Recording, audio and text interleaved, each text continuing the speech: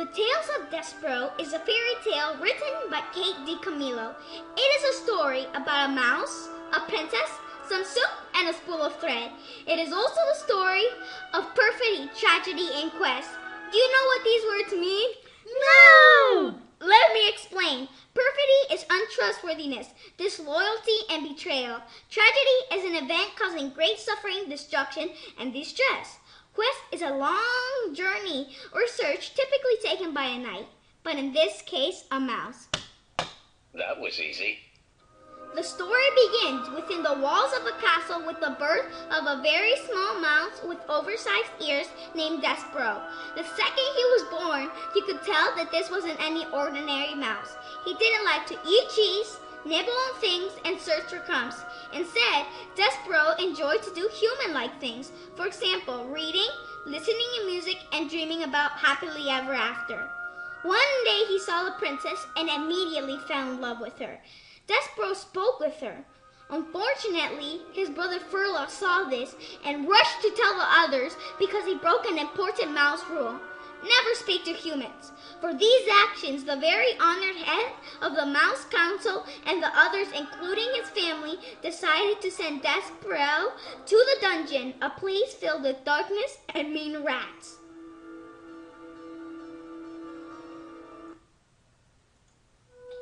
One rat in particular was Chiaroscuro. He was very ugly and always wore a spoon on his head and a red cloth on his back. Chiaroscuro was also very different from the other rats. He didn't like to make others suffer, and he didn't like the darkness. Instead, he liked the light.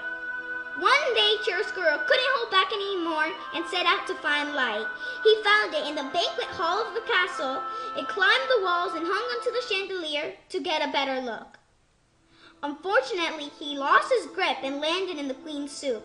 This scared the queen so much that her heart stopped beating and she died. This was a horrible tragedy.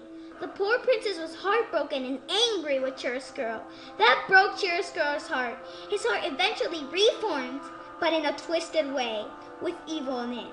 To make matters worse, a thought emerged in his head of getting revenge on the princess, but not alone. Before we can go forward, we must go backward. A few years earlier, a girl named Despereaux was born. Her mother died when she was very young, and her father sold her to an awful man Meg called Uncle for a few worthless things. Uncle treated Meg as a slave and would give her clouts to the ear.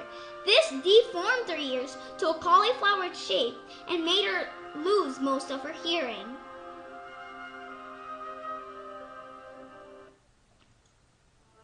Nobody ever cared about what she wanted, and she started to lose hope until one day she was outside and saw the princess ride by. And in that very second, she knew that she wanted to become a princess for herself.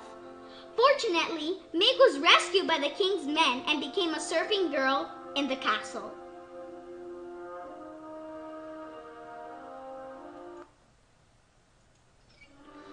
One day on her way to the dungeon, Meg met Chiaroscuro.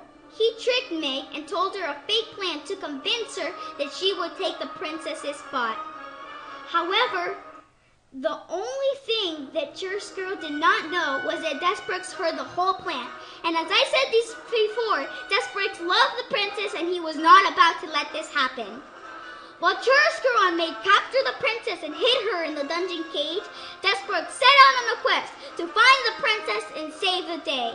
Will Chiaroscuro succeed with his evil plan? Will Meg become the princess?